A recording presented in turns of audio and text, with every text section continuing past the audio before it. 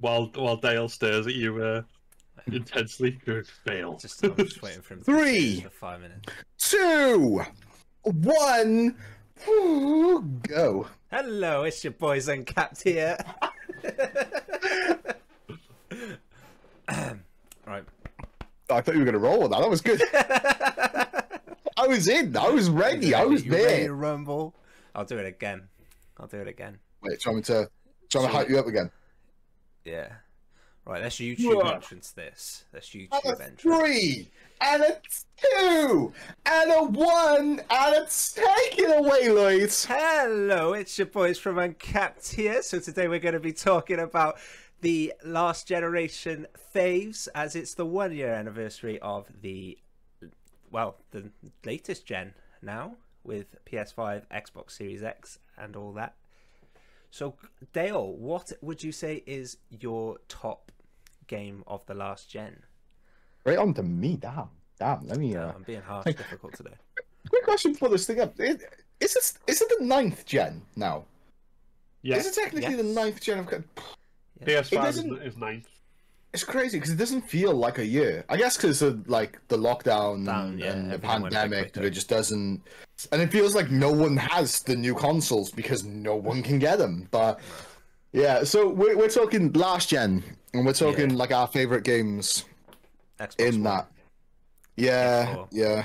Nintendo Switch. Do you count the Switch in that gen then, or is the Switch in 9th gen? According to Wikipedia, it's part of the 8th gen, and Wikipedia, as we all know, is the most reliable source. 100% correct every time. I guess the Nintendo Switch OLED is the 9th gen. Yeah, it's not the equivalent of the PlayStation 4 Pro or anything.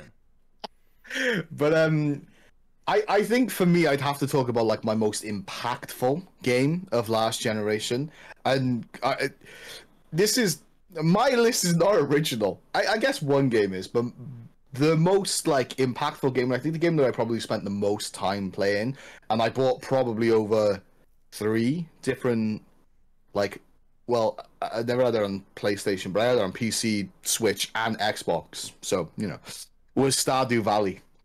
Stardew Valley is just, it's, I love it. I love Stardew Valley. Have you both played Stardew Valley? Yes, I have. We've played it. I have not, I'm afraid. Oh, yeah, it's so good. So it's like it's born from. Do you know Harvest Moon, Phil? Have you ever seen Harvest? I'm just gonna smile and nod. And...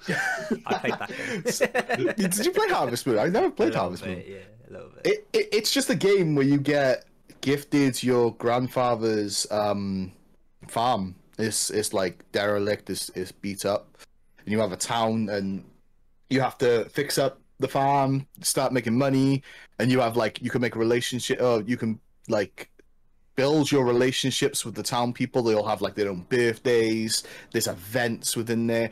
It's a game that like it just sucks you in. It just completely and utterly.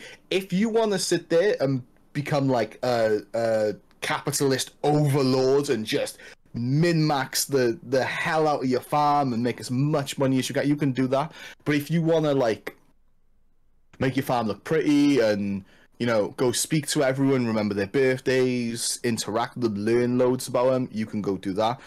There's even combat in the game. You can go to the mines and do all that. It's a game that on the surface doesn't look like there's something for everyone, but once you start playing it, there's something for everyone.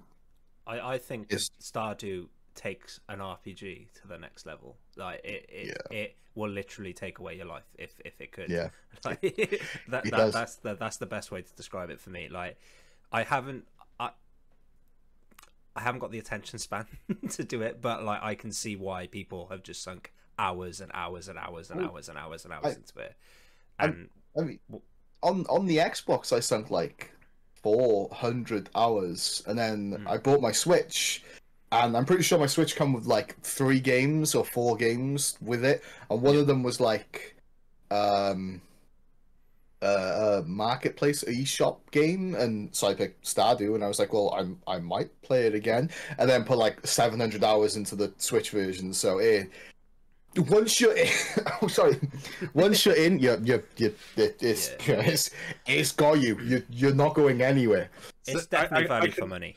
Yeah, I can fully understand that, because I mean, like, it's one of those things where if you say to me, "Oh, do you want to play like a farming simulator?" Like, my immediate answer would be no. But equally, if you said to me, "Do you want to play the game which is basically like where you just control people living about their daily lives and do like, which is what The Sims is," and so again, it's not the kind of game I play, but I've sat in front of The Sims in, like, years gone by and like sunk endless time into building these houses for these little people who are then like run around in circles and catch fire or whatever. Because you can see how it, like, as much as it's not like a game in the sense of like you go around, shoot people and do that, but time just vanishes. Yeah, it really does, and it helps that the is it 8-bit? It's called 8-bit, right? 8-bit, yeah. Sorry, I really tickly throat there. But the game is the game is absolutely stunning. Like, it's so pretty and so beautiful, and then on top of that, the music is just like, it may be up there for probably my favorite soundtrack in video game history, maybe rivaled by my next game, but yeah. It's up there for my favorite soundtracks, and it's so easy to play. It's so easy just to get completely and utterly lost in it. Like, I compare it a lot to Minecraft in that sense, where Minecraft is just an easy game to jump in and play. Yeah. Exactly. It's not, Minecraft's not on the surface a very complicated game, and neither is Stardew. It's just literally digging up the ground, putting some seeds down, watering them every day, and that's it. Like, that can be the game. But like, underneath that, like in Minecraft, like, obviously, Redstone, there's all the combat stuff, flying, and all just different things, and the bosses. Like, Stardew is that as well. Stardew has all that, and obviously it's made by one guy, and the story behind it's really good. I read Jason Schreier's, but I can't remember the name of the book, his first book, but he spoke about how it was made, and it was literally a passion project, and you can see that. You can see it. Everything is so, like, all the attention to detail is so meticulous, and just it's beautiful. Just play Stardew. Play it. It's also a very simple game, which I think just adds that extra, because, like, if that was made by a big studio and had realistic graphics, everything else, and had the same mechanics, I don't think it would have the same pull the Stardew does.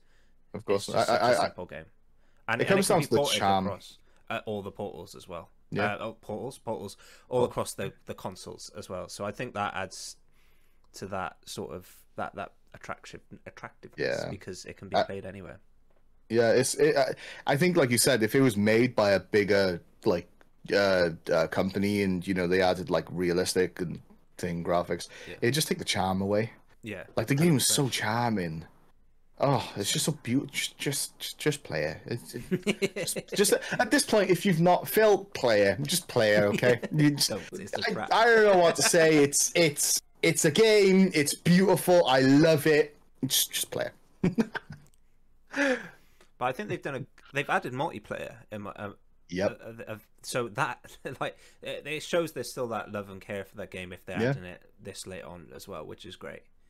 No, has he made amazing. Any other games since? I'm not too. Oh, I don't know, because it was picked up by Chucklefish, wasn't it? But then he got it. I think he got it back from Chucklefish, so it's his own thing now. All that back. I'm not too sure, but you're beautiful. Brilliant game. Beautiful game. Yes, Mike.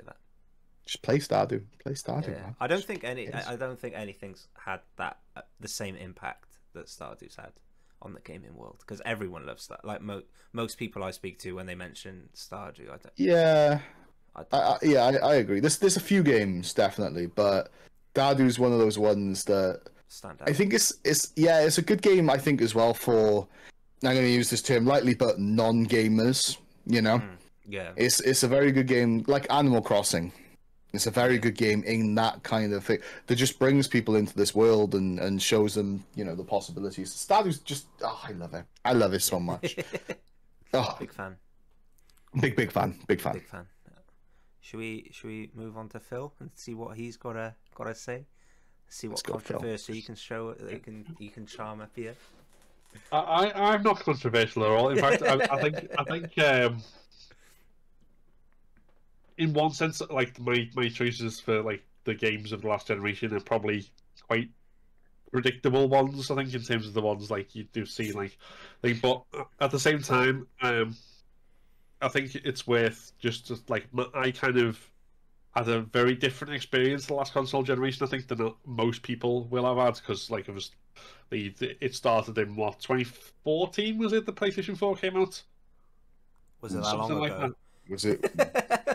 Oh, it's quite a long period anyway. Like yeah, it would have been because I was in uni when I got my Xbox. So yeah.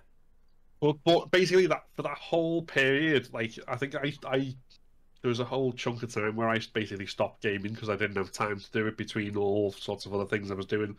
And the last console I had was PS3, and I stopped for ages and ages and ages. And then the pandemic hit, and I cracked out all the old games again. I was playing in Mega Drive, playing through all my Sonic games, playing through all PlayStation 1 and 2 and 3 games there. And then I reached a point where I was like, well, you know what? I've got more money here than I used to have before, and I think it was particularly because I was going through this big mad Sonic phase again, and then I wanted Sonic Mania. So I got a PlayStation 4. But that's not what the game. I think there's probably loads of games I could like honorable mentions, like that. Same with the Resident Evil 2 and 7. These because that was like a franchise I'd always loved, and I get come into this new console which looks amazing, and like they remade one of my favorite Resident Evil games and all that sort of stuff. But I think the big one, though, I think the first one I'm going to mention is Horizon Zero Dawn for a couple of reasons. Firstly, because up until then, I think probably even to a point still now, open world RPG games. Well, that's redundant, isn't it? Role playing games, but open world RPGs kind of intimidate me a bit in the sense of like there's so much to it, and like the last one I played before that was Skyrim, and I think like back on the PS3 version and like properly buggy as hell. But it was always one of those things where it's like there's not just this story you play from A to B to C, whatever else. There's also all these side quests. 17 of them might be a bit identical, and like you go into these, you get lost. It takes you 17 real world days to travel across the map, whatever else. So it always felt intimidating. But when I got into it in Horizon, like there was more variety in there. The story hooked me in, finding out what had happened to this world, why it was everyone had reverted to this tribal state, why there were robot dinosaurs everywhere, what had happened, and then I still want to. It was the first. It was one of the first games I'd ever done 100%, got the platinum trophy on, and it was. I think to this date, it's still the only RPG that I've ever done that with, because everything else is just like, oh, that's far too big. I'm not doing that. I'm not 100% in an RPG, except for Horizon, which I did because it kept me playing it, and it just kept me going and like pulling in through like the story and then building up the levels to like because you wanted to be able to take down this gigantic robot T-Rex without it taking you 7 days. When you were like too low a level, and every single time you hit it, it did like a half of a percent damage. You wanted to build up to the point you could actually fight it. But yeah, that was like say one. I love the story, love the look of the world, but it's just I had so much fun with it as well. It's just so much fun, and I mean I could say the same of Spider-Man, but at the same time I think that's probably an even more obvious choice, so that's why I'm not going for that one. But yeah, Horizon, I think there is definitely like it's one of those ones that made me a little bit less intimidated by RPGs as well. Yeah, I think because I briefly played Horizon on when it came out for the PC, and I think the great thing about Horizon, it was like this generation I found was a lot of sequels, a lot of remakes and stuff like that, the 8th gen, and I felt because it was an original IP and it had something, I don't know, that sort of like that retro futuristic sort of thing where you're kind of in a barren land, but everything's really like gadgety and really futuristic, and then the dinosaurs being robotic and stuff. I just felt it kind of stood out this generation as well. It was one of the games that if I was going to get a PS4, I would get first, and I'm kind of glad it came out for the PC. I kind of fallen out of love with open world games because they seem to be like just empty at the moment in this. Like I feel there's a lot of emptiness, but I think if I could get past that sort of that initial judgment for it, I think I'd really actually enjoy Horizon. Yeah, I think as well, it's like when you're exploring the world and like you come across different characters, you get it feels like they're part of, the real people, part of it. There's always a bit more than just a sort of, sort of this little head bobbing character that's just on there. Hello, traveler. I can give you a bag of 3 silver if you will retrieve my goat from the other side of the river. Stop there, criminal scum. As it zooms in uncomfortably on his face. So I never played Horizon. Like, I think I suffer from the same as you, Lloyd. Is like open world game burnout. So when the one thing with Horizon I did like is obviously the dinosaurs, because dinosaurs. Yeah. I mean, I love dinosaurs. But with it being robots as well, that was really cool. But the combat looked really good, and I'm not sure how true that is because I've only seen people play it. But my lack of interest in it is mainly just because of open world game burnout, and 100%. doing all the Ubisoft games kind of put a dagger in my open world love. So yeah, so I've got it. I think it does fall down that Ubisoft trap because you do have the watchtowers and everything else in there. But I think it is a good shout. That's an interesting thing though, is because like the watchtowers. You mentioned Spider-Man, Phil, and I played Spider-Man for the first time recently, and that's kind of got them as well. How would you, other than watchtowers, how would you do an open world game map discoverability? Like to discover the map. How would you do it? I mean, yeah, I see what you mean, because like the version in Horizon is I forget what they're called now, but basically like gigantic robot brachiosaurs with a satellite head. Like you climb to the top and then you hack them, and then it shows you more of the world, and it like which is obviously in Spider-Man you unscramble the radio towers, which incidentally they don't have you do in Miles Morales, which I'm so glad of. It's just the map's already open because it's just New York, and you know what New York's like.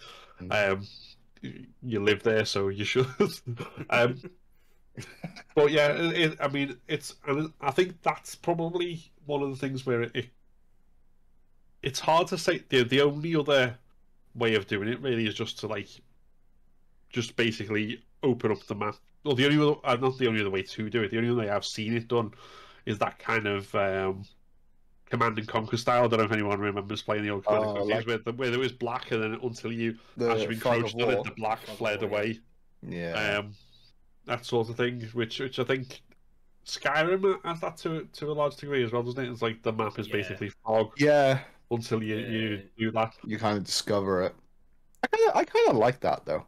I like that other than watch. But again, that might just be the open world. Yeah, I think a lot of open worlds have just fallen into the same sort of thing at the moment, and I just because even like Zelda's gone through it now, and it's just kind of with Breath of the Wild, and I do feel it's kind of got a bit mundane. But I think it's some changes this gen.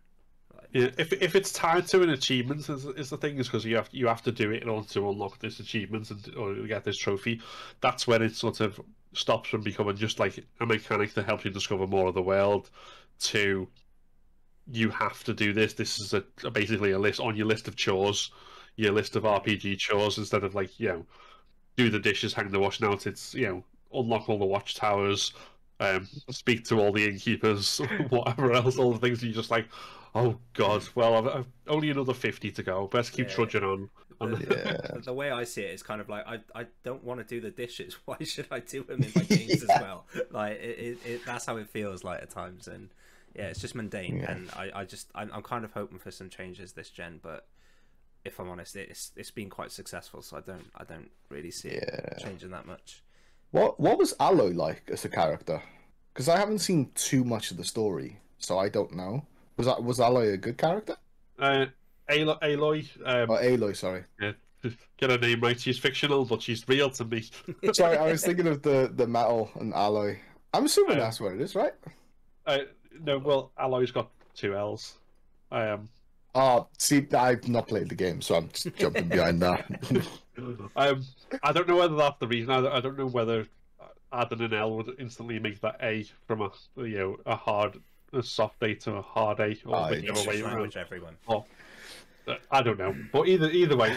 But in terms of a character, yeah, she because again, I'm trying to speak to it in relatively vague terms, so it's not not just sort of like you never played this, but now you know everything about it, and therefore all the mystery's gone.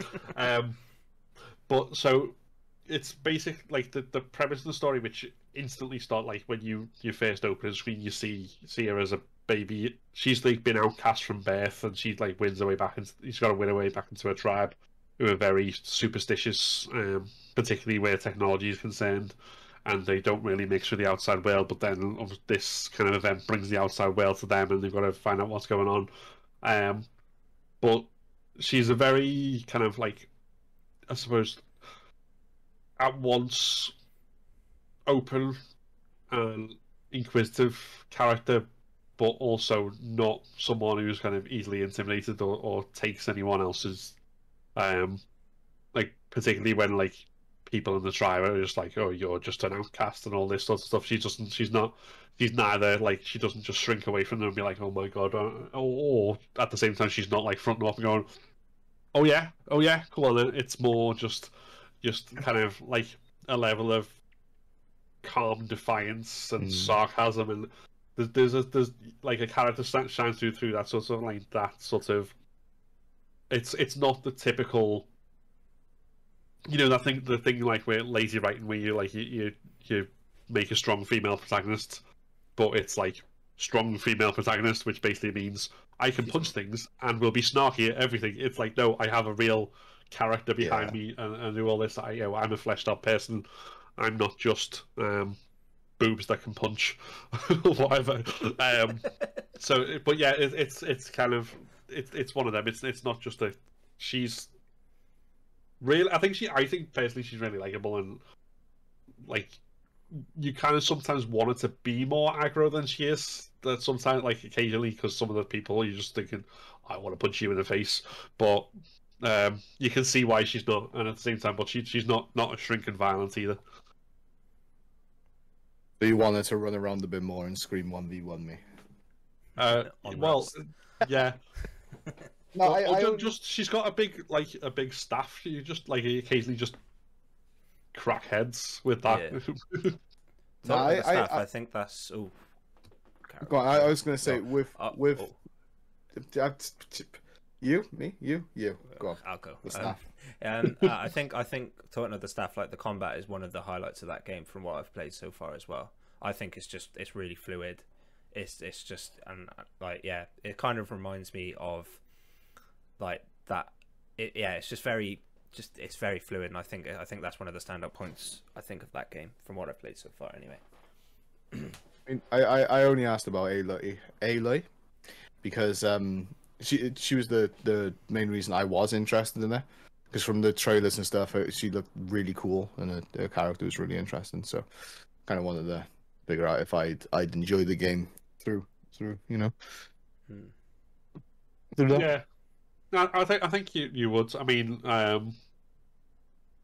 again, obviously no game's perfect, and it's got the whole RPG thing, and there are, particularly if you start fighting things before you're leveled up to the right level, some fights can be overly long, drawn out, particularly with bigger things, like just the amount of like hit spongery going on with some of them, which you can sort of understand if you're fighting a gigantic metal Tyrannosaurus with a bow and arrow, but at the same time, that sort of thing does take it. But I think overall the combat and the fact that you've got what basically looks like a Bluetooth headset, but you call the focus, and it tells you the weak points and what type of thing they're susceptible to, like whether it's fire or frost or whatever else. And you can use that, and you can even like blast bits off the robots and then pick them up, like the guns, and use them against them and stuff like that. So Cool. there's all sorts of like cool innovations of that, like particularly as it goes on. So it's got, I think, the same pitfalls as most RPGs in some senses, but in other senses, it like the way it combats and the way the story progresses and everything. It's like I say, it certainly had me hooked. I mean, I think open world burnout might be an interesting thing to talk about. Yeah, because I think the one thing that saves me is a good character. Because a lot of the times in open world games, they give you a character, but they're just so like one dimensional and just. Yeah, I think I know this has probably been mentioned like 1,000 times on the internet, but a lot of games now just when they mention open world, it's like, look how big my map is. That's like the most important thing, and it's just like, I don't care if your map's 1.8 times the size of Fallout. Like I don't care. Put stuff in there. Yeah, put things in there. Character. Let's have some fun. That's where Horizon does fall flat, though. It's a bit. It can be quite barren at times, and it's a lot of walking around, and it's like a challenge to get a mount as well, which is with the you've got to tame them with your staff, and then you've got to unlock certain things, and it feels like a bit of a drag in that sense. Once you've unlocked the infinite fast travel, and you've got you're up the right level to be able to hack anything, that's definitely when it like becomes a lot less frustrating in that sense. But how many hours into the game is that? That's the... I don't want to say. I want to say like, enough. Yeah, because if I'm right, that's not actually part of the main story, is it? It's kind of like dungeons. You unlock that through, and the taming ability. Am I right there, or am I wrong? I might be wrong. Yeah. I mean, it's tied to the main story, like in terms of how the dungeons, which is, I mean, yeah, they're effectively dungeons. It's like basically big silos where some of the robots are built, and you go in and you hack it, and then it tells you how to hack more machines as a result. So yeah, and they often have like a boss at the end as well, which is where you're sort of trapped basically in a pit with a giant thing and no way out. So that can be fun or frustrating depending on what level you're at for it. Very frustrating. The boss. I've gone into dungeons where I've been too low a level, and it's ended in disaster, and I've thrown my controller and just gone, I'm not playing this anymore. But but yeah, the character thing as well, I think, is too often RPGs they want to give you a blank slate you can project yourself onto, so they don't bother developing. It's just like, but I think that's one. I mean, as much fun as it is to spend like 7 hours on a character customization thing before you actually even play the game, it's, I think, much better just to be going, like, here's a character, there's their personality, you are them, go. Yeah.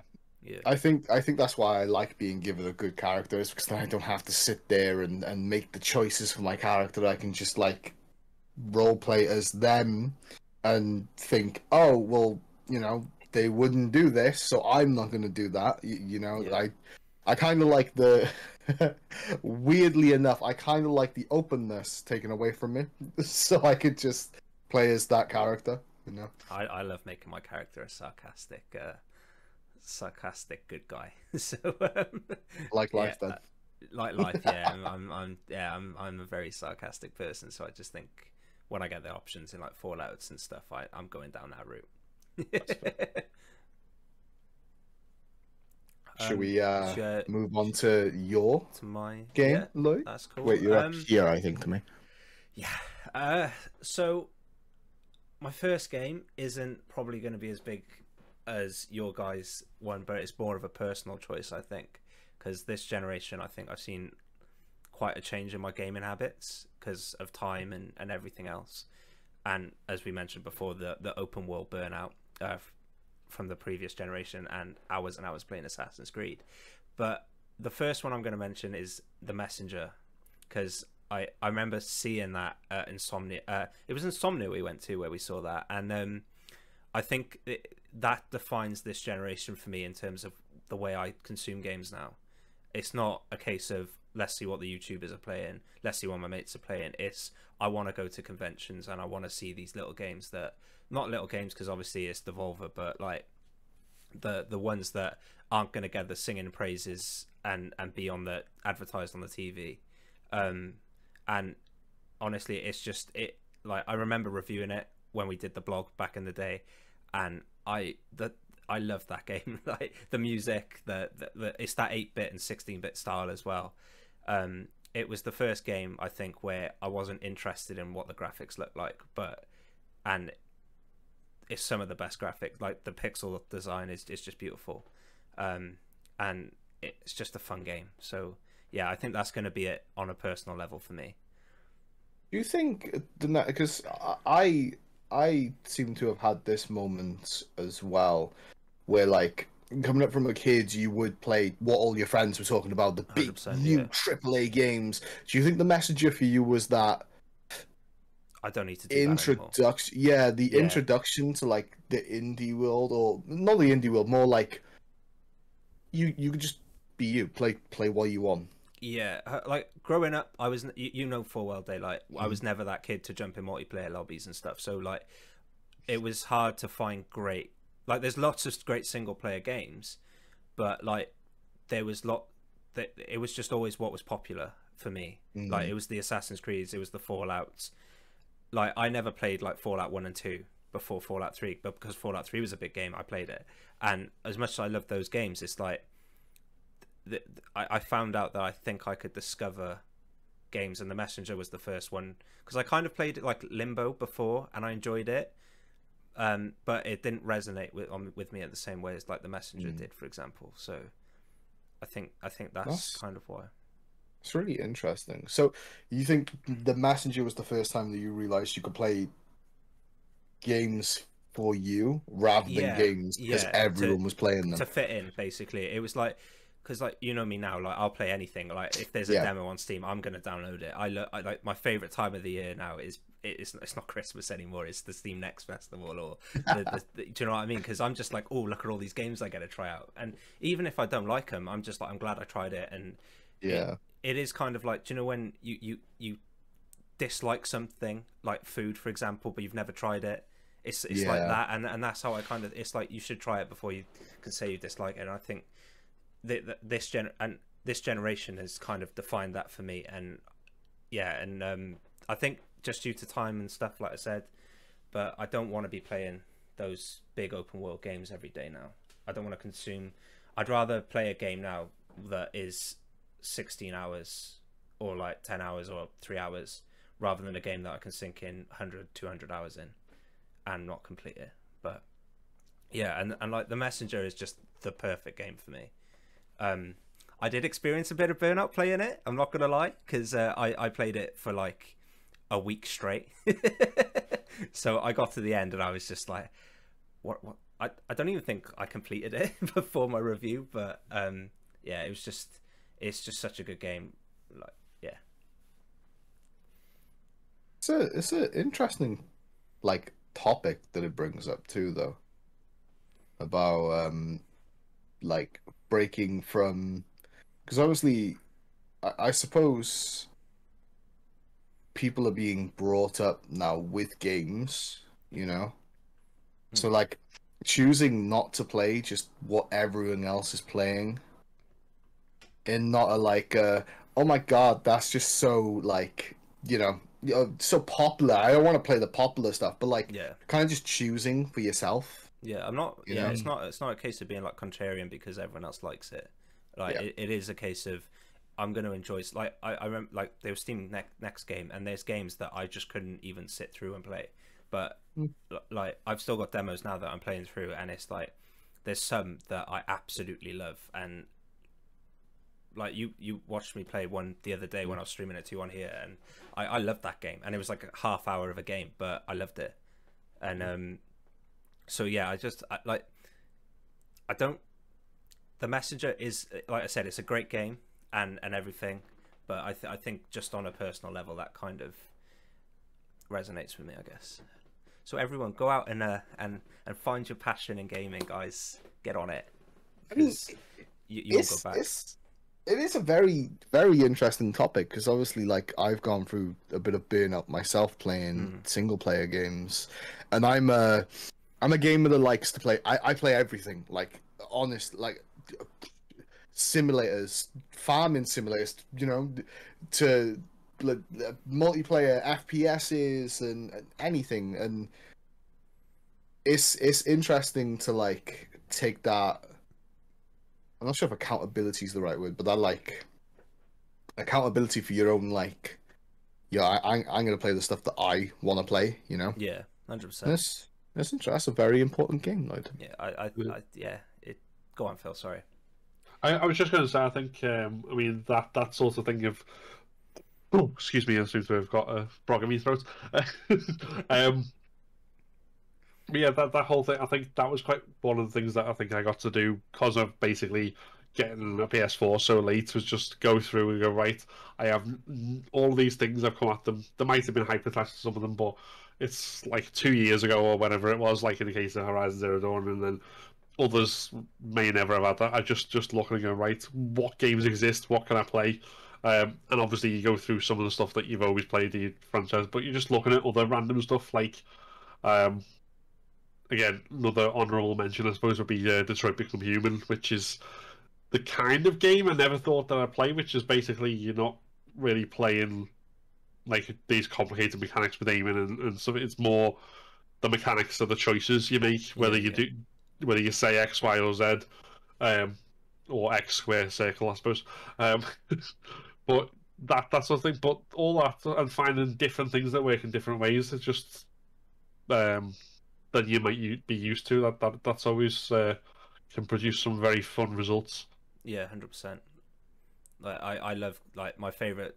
I missed the conventions this year. Like, I've only ever been to EGX and Insomnia, but like over the past 2 years, not having, and I missed this year unfortunately, but like not having that opportunity to go and just sit down and play games, because I had, when did we go? It was like 2019 to EGX, and I loved going around, and like I've got, like, my wish list at the moment is like 50 or 60 at the moment games that I've got to buy. It was nice going around and just speaking to like devs or just people, you know, that were like promoting the game or working with the game. It was just really nice. It's nice speaking to people that are just passionate about what they're doing as well, 100%. You know. Yeah, I think like with AAA titles, there tends to be this sort of repetitiveness, and I kind of find this in other things as well. It's like the comic book thing as well, because obviously I'm into comics and everything. It's like the indie market, they're the ones that kind of experiment with what they're doing, rather than just rehashing the same stuff. And I'm not dissing AAA games in any way, shape, or form, but it's like I don't want to play the same game. I don't want to play the same game with a different skin and all the time. And it's like, as much as I will love jumping into like Call of Duty lobbies and stuff, there's a different feeling to finding those little games that, and I think, yeah, like I said, the Messenger it kind of encompasses all that and brings it. If I could pick one game to describe that would be that. So, because this generation has been a personal journey for me. Yeah, it's nice. It's out of left field. I didn't expect that. I'm happy that you found your gaming drive, you know. Yeah. The onus is on you now for your second choice to be something that takes us all by surprise. Well, I don't know if it's going to take anyone by surprise at all. I mean,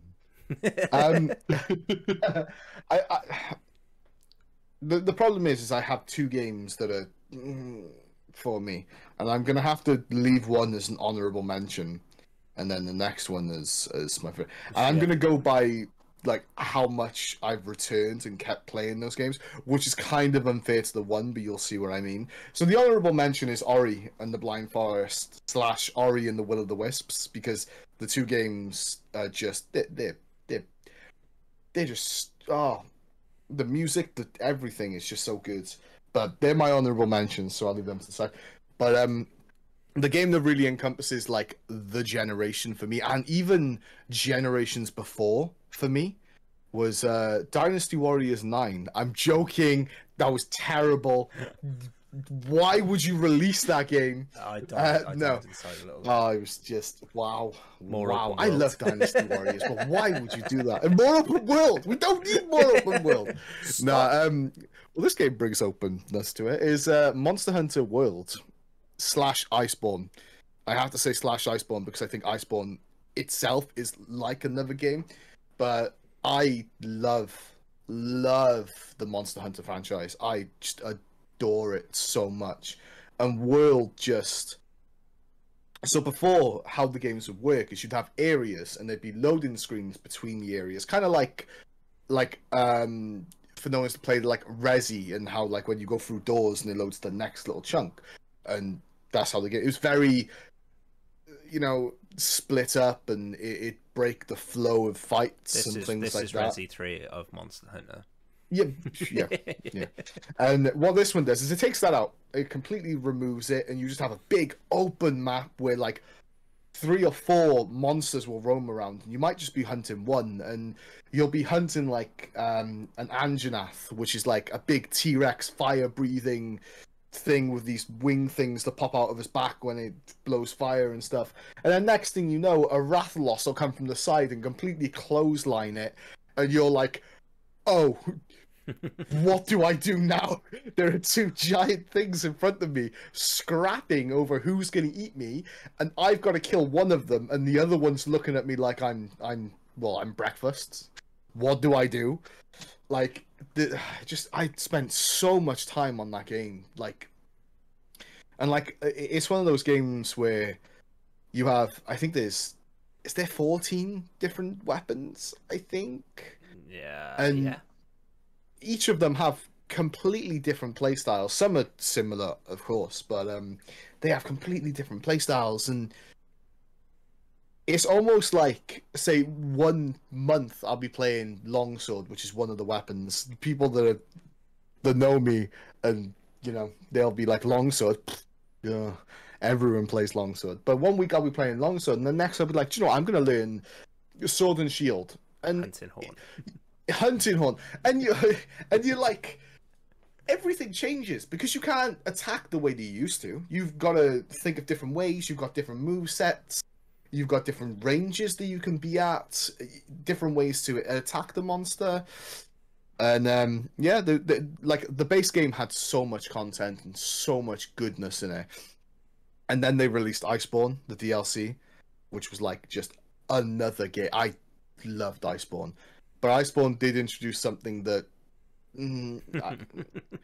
annoyed me with the game. It introduced something called the Clutch Claw, which meant that you could like almost spiderweb onto monsters, and it almost reintroduced that like broken feeling to the hunting, where like in the old games you'd hit a monster for so long and then it'd go into the next area, and it'd be going into the next area, so you'd heal up, move on.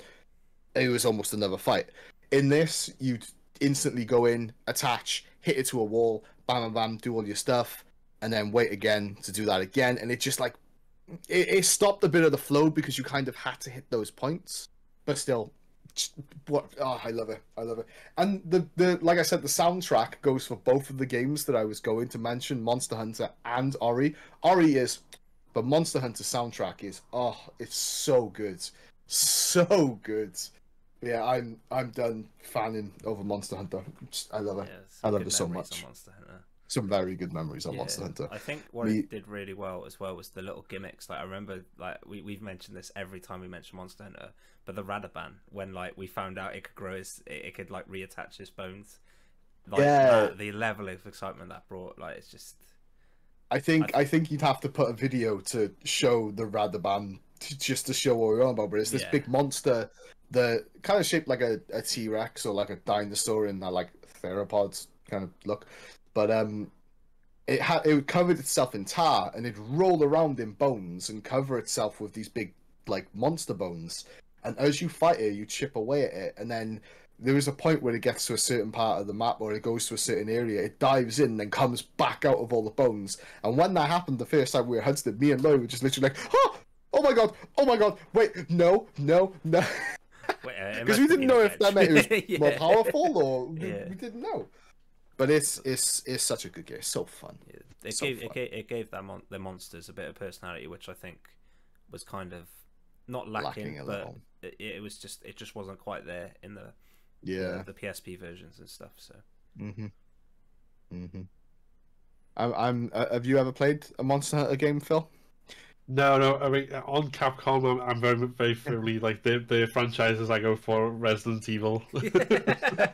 So we're like the opposite ends of Capcom. Yeah. It rather than Monster Hunter, it's Monster Hunt You. No, I'd recommend it, and obviously we've just had Rise, which is for the Switch, which I still enjoyed. I really enjoyed Rise, but I think Worlds is probably the best Monster Hunter game to date. I do think it's one of those games that you've got to be into though, like to be able to grind through it, because it is a lot of grinding. It is a lot of grinding. So yeah, that's the other thing we didn't mention in open world Burnout before, was that grinding, because that's the other thing is like that's your sweep the floors task. Yeah, I think Monster Hunter does kind of unless you're a speedrunner and you know every little moment of the game. Monster Hunter, say for example you're building an armor set and you need to hunt X amount of monsters to get that stuff. Every hunt is going to be slightly different. Something different's going to happen. So it's not just an autopilot kind of grind, because you need to kind of switch on, unless you're hunting something really, low level for you. But yeah, I think even the grind was fun, because you switch off for a second, next thing you know, something else has come in and it's you against the wall, and then both of them are having a massive fight in front of you, and you're just in the middle, just like, I think I'm dying. That's another thing it did better than the previous ones, was having that variety in different monsters on different maps and stuff. Because having two monsters at the same, just kicking each other's asses, was just cool. It's like a Godzilla film. Yeah, it adds to that like realism as well, I think. Yeah, definitely. But that's my second game of last year. It's really hard to whittle it down. I've got a list of like 8 games just looking at me, and they're all screaming like I'm equally as good as them. Pick me. Yeah. And I think with that we can seamlessly move to pick Phil. Pick Phil. Phil. Which game screamed loud enough for you?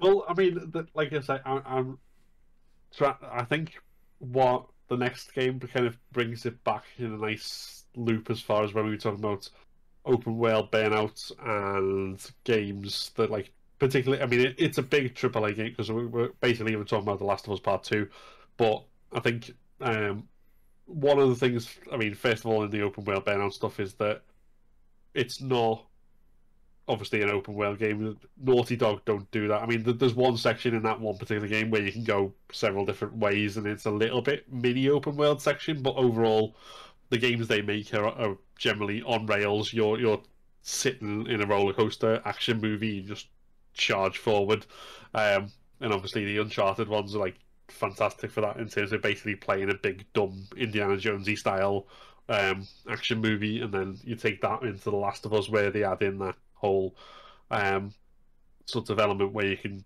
it's not just a case of shooting up things, you can choose which way you come, but generally it's got that survival horror element of, it's generally more wise to be stealthy and conserve, and like go around and like either try and avoid combat altogether, or go around and very slowly strangle every single enemy separately, and that sort of thing. So that's there, and obviously a lot of people know Last of Us, say in particularly for the story, but I think rather than talking about the story, which has been talked about to death in both 1 and 2, I'm a big fan of the story and things like that, but I think it's the game as well, the fact that you're kind of constantly kept moving forward on this, and particularly on the second one. Like the first one, the combat scenario is basically the same as most. There's plenty of games like that where you've got that choice between stealth and open warfare or ducking and running and that sort of stuff. But like it's almost refined to the point of in the second one where it's every single separate encounter has got, and there's like numerous different ways you can do it in terms of, do you kill no one, do you kill everyone, or somewhere in the middle, and you go through, and it's not done in a way that feels like flashy or comic-y. It, like, tying back to the story stuff, it feels visceral, it feels bloody, it feels, to be honest, horrific sometimes. You've got some, like, where you've basically beaten someone down and they're like either begging for their life or just looking you in the face and going, go on then, kill me, do it. And you're left with that sort of last moment before you go, right, fine, both pop them in the head. But it's like it's not only a case of you can choose how you play each different encounter in different ways, but you've also, in the second one, you've got two separate characters who play very differently. One of them is like built towards stealth because she's a smaller character. She's not really able to go toe to toe with too many things. Like whereas the other character, you can go and you can punch things to death, and that's very it's a very different style. Particularly when you've got the different kinds of infected. There's some that you'll always like the runners who just like launch themselves at you like in this big mad frenzy, and like if you get cornered by too many of them, you're dead. There's always, you're always sort of playing similar style with that, which is make sure you're not getting surrounded by them like hordes of zombies. And your clickers who like only see by sound, you've got to stay very quiet and come up behind them because they're one hit kills. But there's these particular enemies called stalkers, and it's basically a zombie that deliberately hides from you and tries to sneak up on you and catch you unaware. And these are some of like the most effective horror sequences of the game, like absolutely terrifying the first time you play it through. And you've got sort of, if you're playing it as Ellie, who's obviously the main character for the first half of the game, then you've got this whole thing where you are properly like down on the ground, prone, trying to sneak through and do your best not to make any noise, not be seen by them, and all this sort of stuff. And you're still doing that to an extent, but when you're playing as Abby, they're all coming at you, and you're in the middle of forest at night. Again, I'm trying not to delve too deep into spoilers, but the atmosphere of it is properly, just like in the middle of a dark forest, only illuminated by burning fire around you, and you've got these things coming at you. But you've got that little bit of power because you've got muscles and you've got a hammer. You can just it's still tough as hell, but like that difference between the like effectively the same scenarios, that different dynamic between the two. I think all that sort of stuff. That's the reason I've played it through so many times. Like, again, another one of the few. I think I've got a grand total of 10 platinum trophies on the PlayStation. But that's another one of them, and that's one of the reasons why. I mean, I like to say I love the story, although it's not exactly the most upbeat in the world. It's this kind of story that like pummels you to death while you're pummeling the enemies to death. But the combat and the way that's done, it's just endlessly, like it keeps me coming back. It keeps me going, and it encourages me. It makes me want to try and go through it. I went through it on the ground at difficulty. I'm really tempted to give it a go on like whole game permadeath, just because even though I might fail and go back, I just enjoy it. It's just fun doing that and like challenging yourself, because it doesn't feel samey. It doesn't feel like you're doing, it's a grind. It feels like it's more like a challenge, like get down in the mud and get your hands dirty sort of thing. That's what I feel, rather than just keep grinding this till you reach level X and blah blah blah sort of thing. It's got that sort of raw feel to it, the combat, and that's where I stop my waxing lyrical. It's also I don't dislike The Last of Us, but I've just got no. I've said it before. I've just got no interest to play them. They're kind of like, I've always summed them up like the Beatles. to me. I'm not interested in the Beatles, but I respect what they do because they're like very important to music, right? They did a lot of good things, I think, or a lot of people like them. But it's a very important game in terms of accessibility, right? There's a lot of very good accessibility options, which yeah, I'm behind. I'm 100% behind. I may not be interested much in your game, but I can support you wholeheartedly for the accessibility stuff. So yeah, I suppose it's a very important game for this generation.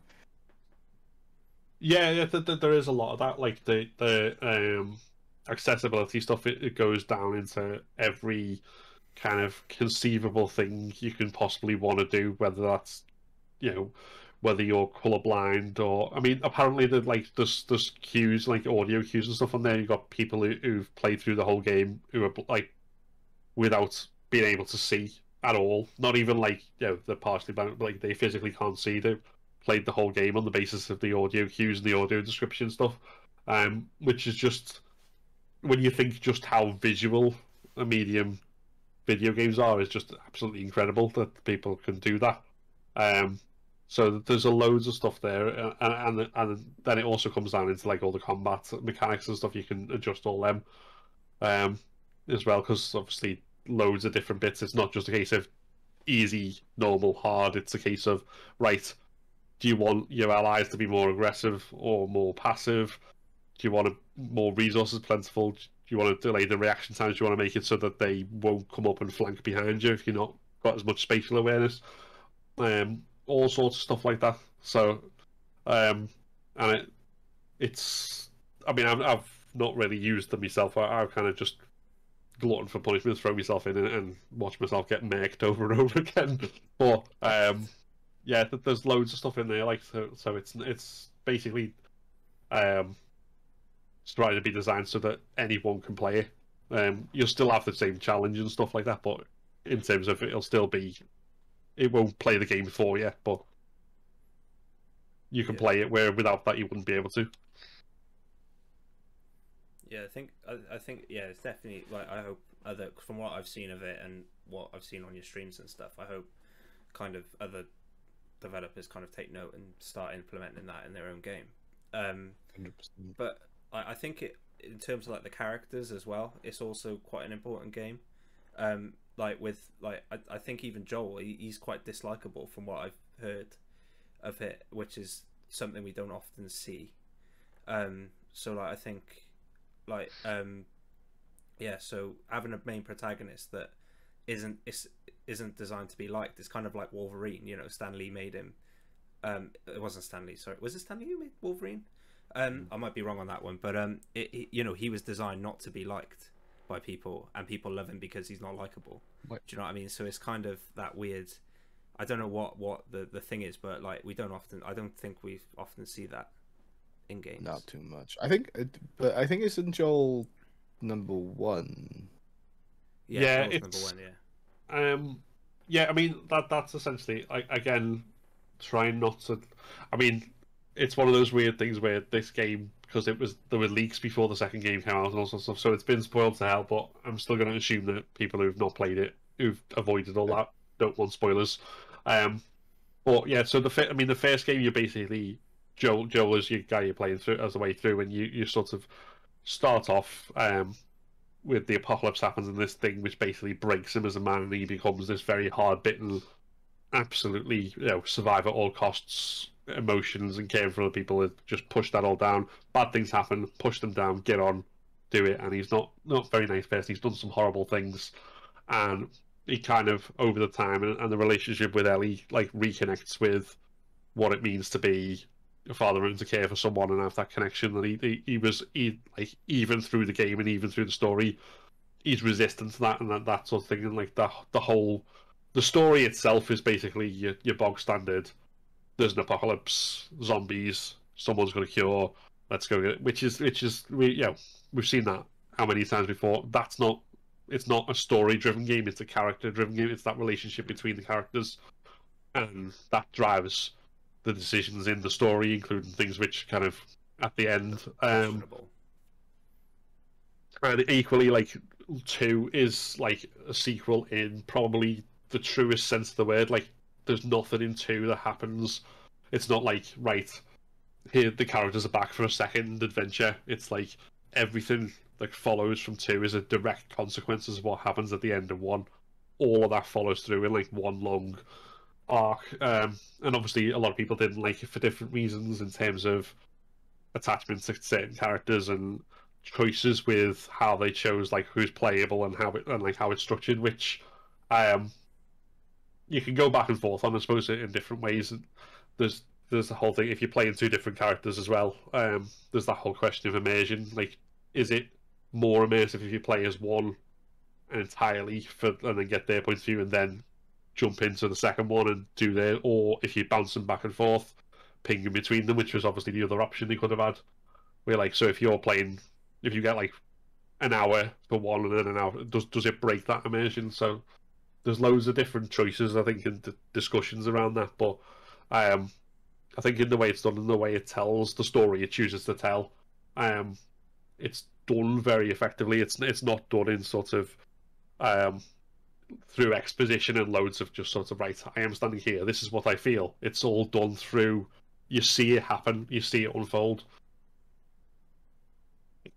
And I think like yeah, excuse me.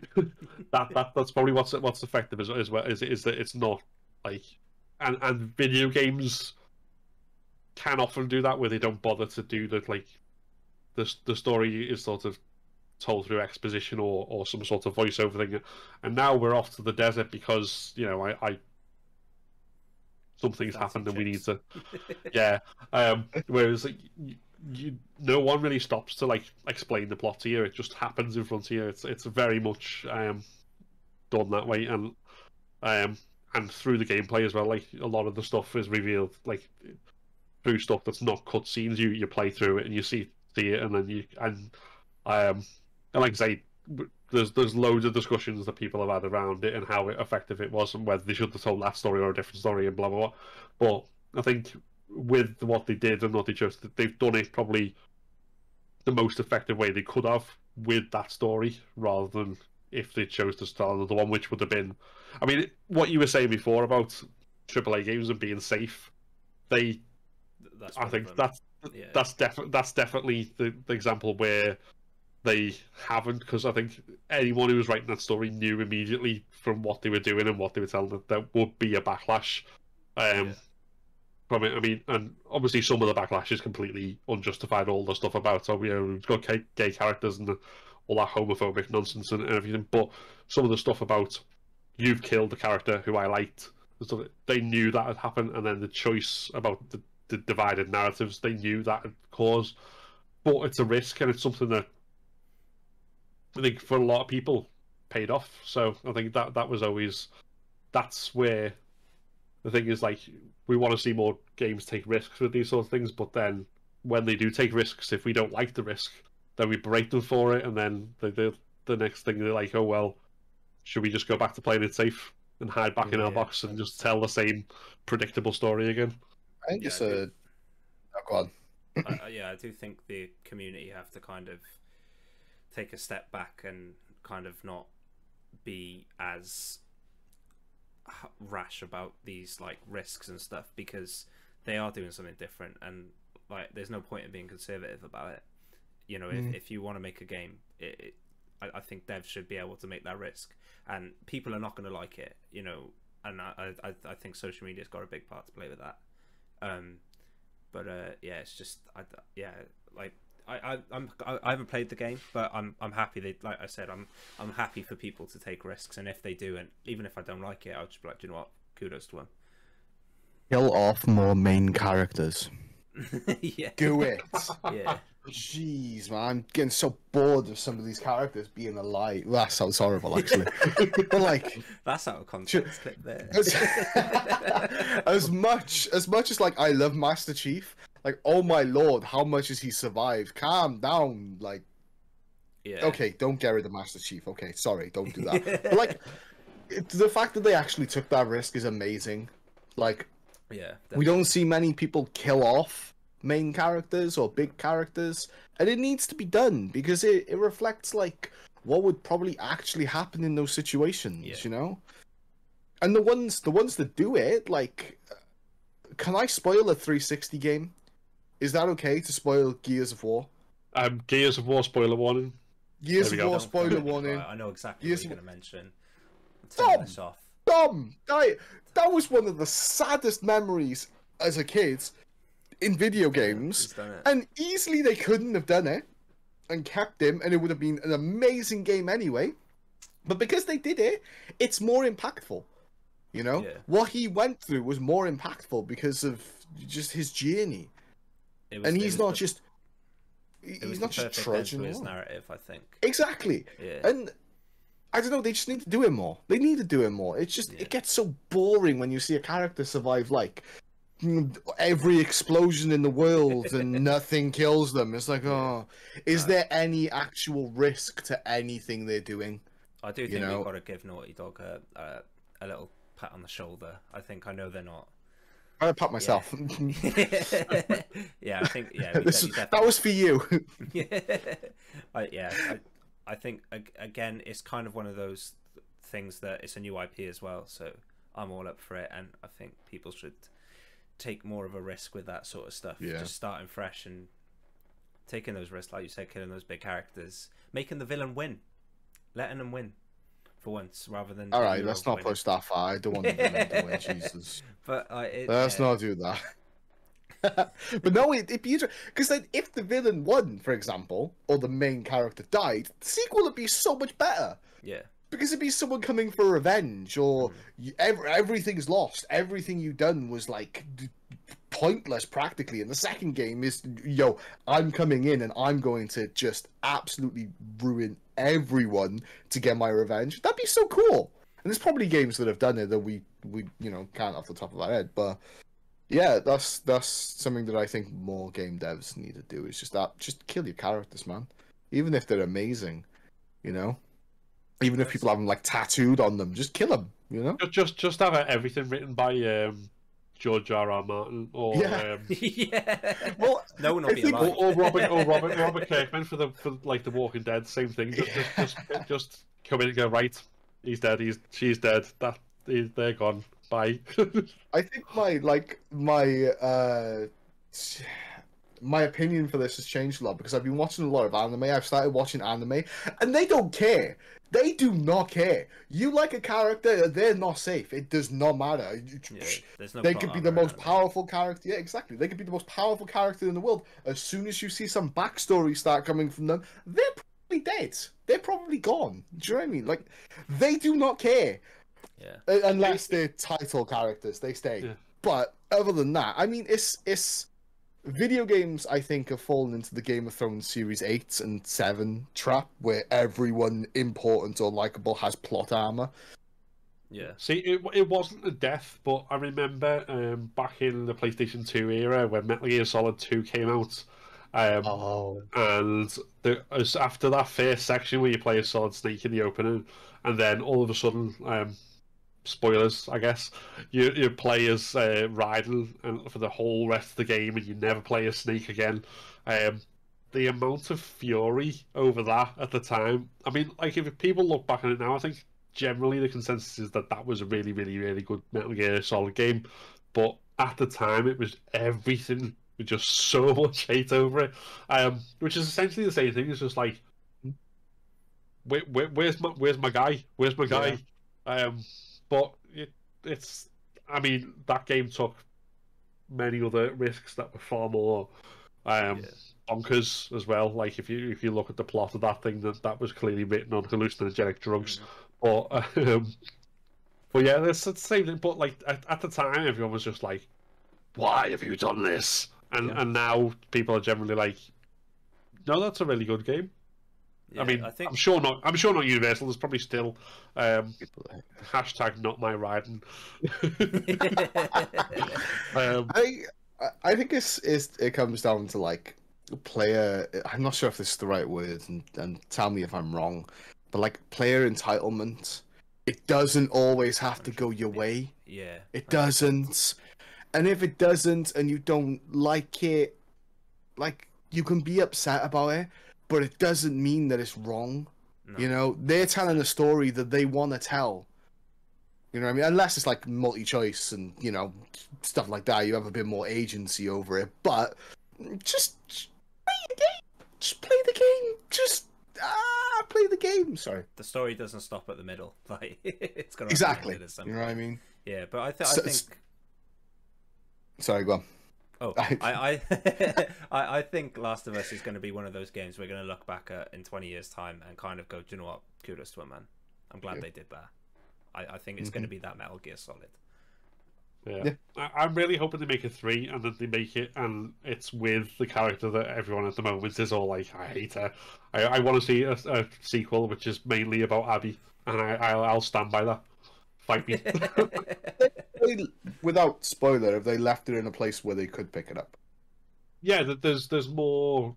There's so many different. I mean, to be honest, the wider world. There's so many different things you could explore and different stories you can tell. In probably with any character, but that's what I think I talked about it in more depth with spoilers on my stream when I was playing it and saying what I'd like to see. But I would definitely play that game. So if you're listening, Neil Druckmann, make that game now. I was going to say be more bold, but I guess you already have, so don't worry about that.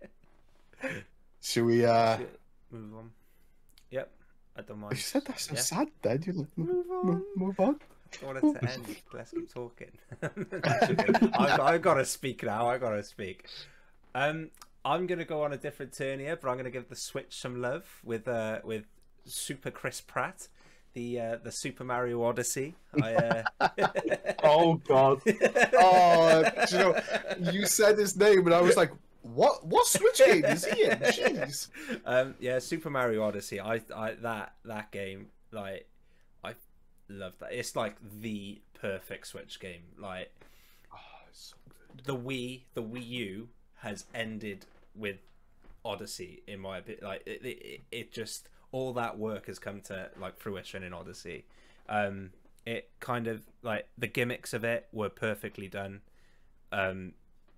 It was just such a fun game. Like it was easy. Like it was one of those games that wasn't the main game wasn't hidden behind a challenge. Like there was extra bits you could explore, and it did kind of go down that like free exploring thing where you could earn new coins, but it wasn't anything important to the game. It was kind of customization, and yeah, it was just such a brilliantly done game, and with everything that they did with the Wii, and I think that game just kind of was the final product, I think, and it one of my favorite games on the Switch. Funny enough, Mario Odyssey is in caps lock at the top of my sheet, and I was like, don't mention, because fingers crossed Lloyd brings up Mario Odyssey, because I know how much you've talked about this game to me. I raved when I played. When I completed this game, I was gutted. Like, I can't remember the last time I've ever been actually gutted to complete a game, and that was one. And I wish you would give it back to me so I could play it again. Have I still got it? Yeah. That's the reason I brought it up. I just want it back. But yeah, no, it was. I don't even know where to start. I was looking for the thing. It was fun.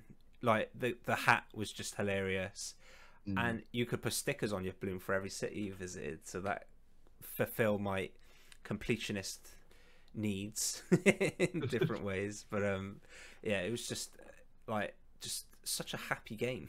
I felt happy playing it, and I honestly I couldn't think of a complaint for it. When you played it, did it bring you back to Mario 64? When you played there? Yes. I guess it's very similar with the overview camera and the way it's set up. Yeah, I agree, and it like. We were talking about it quite a while ago, me and you, when we were about the difficulty levels within it, and like, so the difficulty within the game is the exploration, right? Because like, if you can do the triple jump, bounce, mash off the hat to the wall jumps and stuff, you can explore different parts. But it doesn't give you. It gives you enough to justify it, but not enough to need to go and do it, and you have to do it, if that makes sense. So it's kind of like, yeah, I don't really know how to best explain that. I think you're saying basically if you can't do that, you're not locked out of the whole game. You were saying, go for it. That's yeah. So it's like it's obviously it's not Mario Kaizo. No. It's like the difficulty's like subjective, if that's the right way to explain it, you know? Yeah. It's like you get what you can out of it, but everyone gets kind of 100% in their experience, you know? It's very unique in that. It is really like, I think as well with the faults of the Wii, and I've never played the Wii U, but I've heard awful things. With the faults of the Wii, that you could only use, like, so for example, for the hat, you could flick your controller and it'll throw the hat, and you can do like weird tricks with it and do different things and all that. But it gave you the control options as well, which was really cool. So say if you were on a train or whatever, and you didn't really want to be like flinging your Wii chucks, we're gonna call them, your Switch chucks around the place. Like they you could just play handheld like you would any other game, and I just think that they definitely learned the lessons from the Wii. And are you saying that you don't, like, when you're on the train, you don't play the motion control games and start, like, you know, with your get my wheel out, throwing your own? Yeah. Can you remember the bus driver, man? The weird attachments for the Wii remote to make it accessible for the games, like the little Mario Kart steering wheel and the golf club thing, and yeah. I think Nintendo's known for his gimmicks, and I'm glad they didn't bring them out for the Switch. But I think it, like you said, it does well as in it doesn't lock you into the gimmick. You know, 100%. Well, I suppose we're calling the gimmick, but I guess it's a feature if we want to be, you know. But they're gimmicks. Nintendo, they're gimmicks. But I wholeheartedly agree. I can't think of one complaint. Even the story, like, it was just funny. Like it was the typical Princess Peach gets kidnapped by Bowser and all this, but there was just little bits in it, like the wedding and stuff, that, and you get the suit, and it's just, yeah. Did I just spoil Mario Odyssey by accident? I didn't even mean to. Oh, I think like the wedding kind of look is with the wedding and stuff. It's at the beginning of the game. You see that's going to happen. It is, yeah, of course. And I think it's part of promotional too. So don't worry about the spoiler.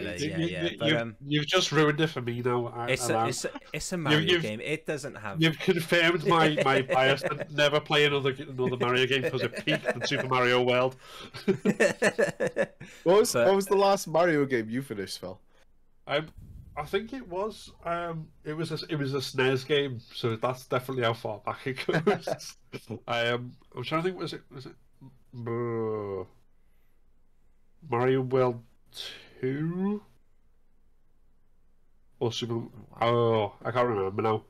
We need to do a video at some point, which is just like the top 10 Mario games of all time. How many Mario games are there? More than 10. There's a lot. There's Galaxy 2. They were the last two I played then before Odyssey. So, well, Mario's appeared in more than 200 titles. Yeah, does Mario Kart class as a Mario game in the traditional sense though? Like, 'cause it's not like there's no castles involved. Well, I mean, if there's a castle on the map, does that count? And then there's the Super Smash Brothers games as well.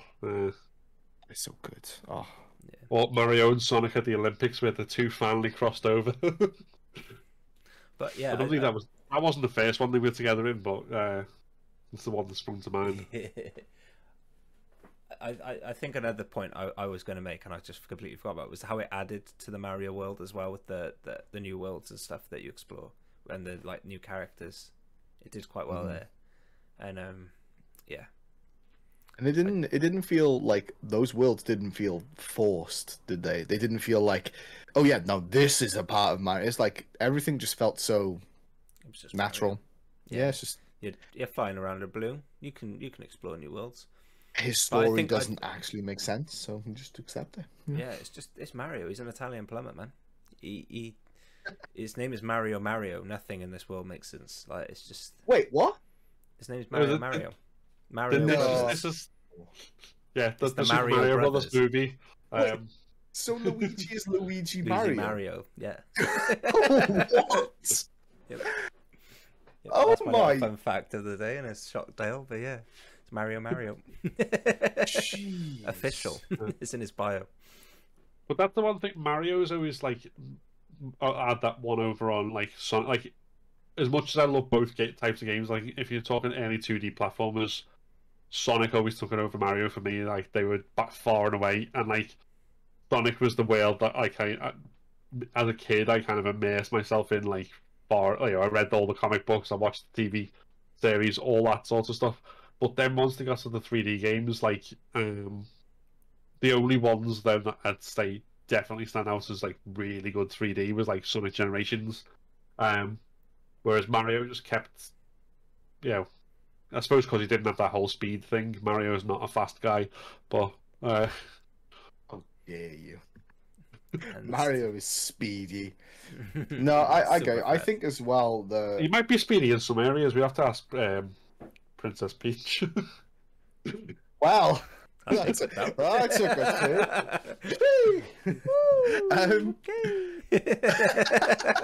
That was not a sexual reference, we promise. This is a family show. I get it, because PG-13. It is always like Mario and Sonic have always been like at the butting ends of each other, and I think the difference between Mario and Sonic is the amount of love the Nintendo put into Mario games, whereas Sonic games, no, I don't feel so much. Give Sonic some more love. Sonic's so good. Come on. But do you think that's because Nintendo effectively took over at that point as well? At some point, maybe, yeah. I think as well that the amount of care and quality Nintendo put into their games, that they're not going to put out. I imagine there are bad Mario games, but they're not going to put out anything that they don't feel is good enough. There's so much, with the Sonic ones they had, my canon for Sonic is 1, 2, 3, Sonic and Knuckles and Sonic Mania. That's it. But I'm oversimplifying it, but like so many more of the 3D ones. Sonic. I love Sonic Adventure. Other ones not so much. But Sonic 3, the first Sonic 3D game, Flicky's Island, was just. I played through and I completed it like a good, Sonic fan should at the time when I was a kid. But it was an awful game. It was just not a good game. Do you think, I'm not sure the time frame, but do you think the Sonic thing and the 3D-ness of it was trying to rush into Mario's success with 64? 64 was the first 3D Mario, right? See, the first 3D Sonic was on the Mega Drive. I think that was part of the problem, because it was still Sonic. I didn't know that, see. Yeah, like they had because I always get mixed up with this, because it wasn't just like they had the Mega Drive, then they had the Sega Saturn, and then they had the Dreamcast. Or was it the Saturn and Dreamcast the other way around? I don't know. But before that, they had the Mega Drive, and then there was a CD add-on to it to make it into the Sega CD. It was literally a plug-in for like the played CD games. And then there was also the 32X, which was like 32-bit cartridges. Which again was a plug-in on top of the Mega Drive, and they made a game called Knuckles Chaotix, which was a spin-off game starring Knuckles and like these other characters that they made up, but you chose 2 of them, and you had to be attached by these rings at all times, so you couldn't just speed off like in the other games, because the other guy would hold you back, and you had to like use these rings to connect it to like solve puzzles and stuff, and it was just. The 90s. Well, yeah. I think the Mario thing as well is more. They understand what makes a Mario game good, and Odyssey just encapsulates everything that's good about a Mario game. Mario game, yeah, 100%. You know, I think it is the people will argue the Breath of the Wild is, but I think that Odyssey is the perfect Switch game. 100%. I think it trumps all over Breath of the Wild. Yeah, I think Odyssey over Breath of the Wild. We're gonna get some hate. Yeah, we're gonna that. get cancelled tomorrow. But, Remember, if you want to send hate about that, it's at is it AK Black and Reds on Twitter? It's not Dale that's saying this. No. Yeah, I am not. I'm not taking a side in Mario v Zelda. I'll take a side in Mario v Sonic, and come out as Sonic team. But that's less controversial, I think. Yeah, I just, if you were gonna say what was the best Switch game for me, it'd be Odyssey, 110%. I'm sorry, guys. I'm sorry. Stardew for me. Yeah, you haven't played Metroid Dread yet, though, have you? That's like saying Skyrim is the best gen, 9th gen. Okay. Well, technically, it's the best old gen, new gen. Yeah. Past gens, this gens. Gen, I'm surprised it hasn't got like a Nintendo 64. I was literally. Someone needs to do that, like release a SNES Mega Drive 16-bit version of Skyrim and GTA 5. Someone's bound to have done something on those lines. It might come to the Switch SNES 64 Genesis thing when they come online. Just Todd Howard being like, "Remember when we released this?" No one batted an eyelid. Yeah, it's no longer Elder Scrolls 5. It's Elder Scrolls 1. Oh, jeez. Well, there is an Elder Scrolls. It's Arena. I was going to say it is Arena. I was going to say Daggerfall at one point. Daggerfall. Is it Daggerfall? No, I haven't got a clue. I never played any of them. I played Morrowind first. I tried playing Morrowind a couple of weeks ago. It's not fun to go back to, is it? It's painful. It's very painful, jeez. Yeah. Do you two have any quick honourable mentions to round it up? I know I threw Ori in, and I will throw Hollow Knight in. Because Hollow Knight is just... bring Silk Song out! God damn it! It is played the demo, and... It's taking a while. Sorry. Yeah, so... Any honourable mentions? Do you want to go first, Lloyd, or do you want me to? You can go first, mate. I haven't got one. Well, I've got a couple, because I think I already threw out Sonic Mania, the Resident Evil 2 remake. I'd probably also say Plague Tale was a good game. Oh, that's a shout, actually, yeah. And the other one, although to my shame, I've yet to properly play it, but I haven't played just about enough of it. I would definitely, as someone who needs to get more into the Soulsborne games, I would definitely say Bloodborne.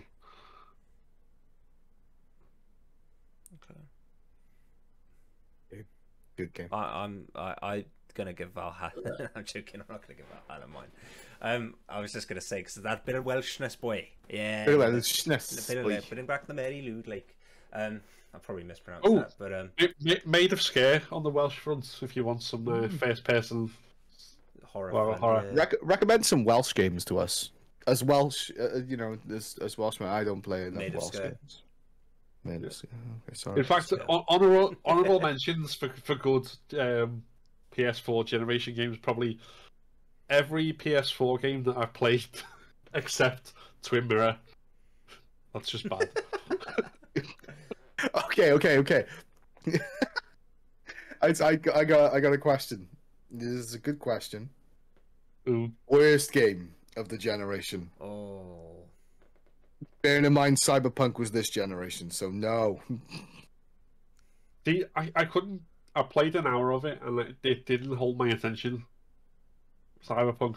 I was just like,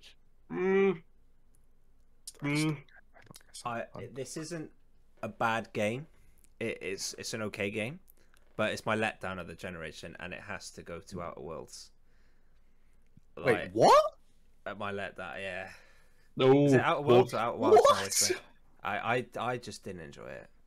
Outer Worlds was awesome. For me, I think it was just Obsidian had such a high pedestal with New Vegas. Lloyd's off UnCapt. I'm sorry. This is the last show with Lloyd. I tried to go back to it. I've completed it, and I tried to go back to it, and I couldn't. Nah, it was just for me. Yeah, that's mine. And It's not a bad game. I'm not saying it's a bad game, but I think it was my own fault. I would say, because I put it on such a high pedestal. I thought it was just gonna blow my mind, and it just didn't. You spent a lot of money on 76, and you picked that over it. Do you know, I completely forgot about 76. That's my letdown of the generation. That's how much that's how much of a letdown it was. I forgot about it. Oh, all out Completely forgot 76, about man. See, I got a helmet. I'm racking my brain now trying to think of games like from the generate like which I genuinely like didn't find a way, because I'm not overly like, even when I can see a game like it's a bit too simplistic, or if they're enjoyable, I'll give it enough of a pass where I'll talk about it in bad terms, but I'll generally enjoy it. I might even play it more than once. But there were two, like I mentioned, Twin Mirror. I played it all the way to the end, and I was bored to tears the whole time. Like, it was just not interested. Like, it's like, it sets up this, like, it's got this potentially interesting mechanic of this guy goes into his mind palace and he's talking to what I think is like his dead unborn twin, although I'm still not 100% sure of it, even having completed the game. And like, there's all this stuff, but there's never any sense of drama or danger or urgency, and you just sort of like muddle forward through the whole thing. And the only times you might have to do like these little mini chase sequences inside your mind, they're just like really bad mechanically. Like, so you just like die several times and you don't find yourself caring too much. And then at one point, the most entertaining part was when one of the characters didn't render except for his face. That was the most entertaining part of that game. And then the other one was a really obscure game, but I bought on a whim because it was £2. So I bought Sherlock Holmes, the Devil's Daughter, it was called, and I turned it on and I watched like the opening cutscene and started it, and then was like, nah, and I never returned to it since. I'll be honest, the only reason I completed that was because it was an easy 1,000 gamer score. Like, that's literally the only reason. Damn, you thirsty for the gamer score? Don't worry, I've done it. You did like a competition thing with yourself. All right, I know. I spent a lot of money on easy 1,000 gamer score and cheat with games. Yeah, I know you did. See, I've never been too tempted by the easy achievements thing, like the game where you like just tap the mayo tin over and over again, and it's like for an easy platinum. You leave the mayo game out of this. I've seen it. I should have got it. Okay, it was my backup. Sherlock Holmes it was not a great game, and they're releasing a new one, which I'm not excited for. Yeah, isn't that like the new one where he's like some sort of, I don't know, weird, like sexy crime fighter or something like that? It's not it doesn't, like, what I've seen of it just didn't make me think Sherlock Holmes. It made me think like, I don't know, generic action game set in Sherlock Holmes's time. Yeah. We've had you said that so you said that and you looked so interested saying it. You're just like, yeah, Sherlock Holmes. Yeah, we've had two of the greatest Sherlock Holmes interpretations with Benedict Cumberbatch and Robert Downey Jr. You're not going to top that. I still think Robert Downey Jr. is the best. That's a very unpopular opinion, but oh my lord, Robert Downey Jr. I mean, I will agree with Robert Downey Jr., but I have to say, what's his name? Johnny Lee Miller in Before Time. Elementary, which is like where he goes to America, he's recovering from drug addiction, and Lucy Liu is Joan Watson. Oh. That is a very underrated interpretation of Sherlock Holmes. Do you know what? I didn't even know it was Sherlock Holmes in Elementary. Elementary Watson. It's a very good. It's very entertaining. I've watched at least 2 seasons of it, I think, but it's definitely, and there's a lot more of it than the Benedict Cumberbatch ones. Leave Benedict alone. Is the Benedict one? Is that BBC? Yes. Yeah. Well, I thought it was. Yeah. But there's another Guy Ritchie. Is it Guy Ritchie who directs them? The Sherlock Holmes with RDJ? I'm pretty sure it is. Is it Guy Ritchie? Is it? I think it is. Am I wrong? I might be wrong. No. Also, I mean, if it is, it's probably it doesn't. It's good enough that it doesn't. You can't always tell it's a Guy Ritchie film, unlike is that did either of you watch Guy Ritchie's King Arthur? Oh, let's not bring that up. Let's not bring that up. I Was liked it Guy Ritchie? The Robert Downey Jr. It was bad. Did you Hold on, let's find out. While you find, I think I'll mention my game quickly, and we all know what it's going to be. Spider-Man. I joke. Dynasty Warriors 9. I'm just going to say the name. Everyone knows why. It was, yeah. Don't have to say anymore. No. Yeah, it was a Guy Ritchie film. I thought it was, yeah. There is, I like which is why I mean I didn't realise that at the time, mainly because Sherlock Holmes never called anyone slag. But wait, what? I was literally reading through that being a Guy Ritchie film, and I heard slag. I've stayed away from swearing the entirety of this recording. We've done a lot of hours on this, and now it's ruined. Start again. God damn it, Phil. Everyone just get all your swears out now, just so whoever's editing has to pop all in. It's a reference to a Guy Ritchie film. You can say it. Oh damn! So I ruined it. That's fine. That's fine. We can have in like a little. Well, we can have in this really meta moment where we're talking about whether or not we should keep this in the edit. It's meta. Yeah. But yeah, I was just saying, because it's a Guy Ritchie film, I was really surprised that Sherlock Holmes didn't call anyone a slag. Yeah, fair. Because after the King Arthur interpretation. Yeah. Such a bad film. Oh, it's so bad, but it's so good. Like, ain't another film where there's like a sniping bow scene. It's amazing. I know. What can we do with King Arthur to make it more interesting? Let's fit it into every other Guy Ritchie film template. And yeah, with voiceovers.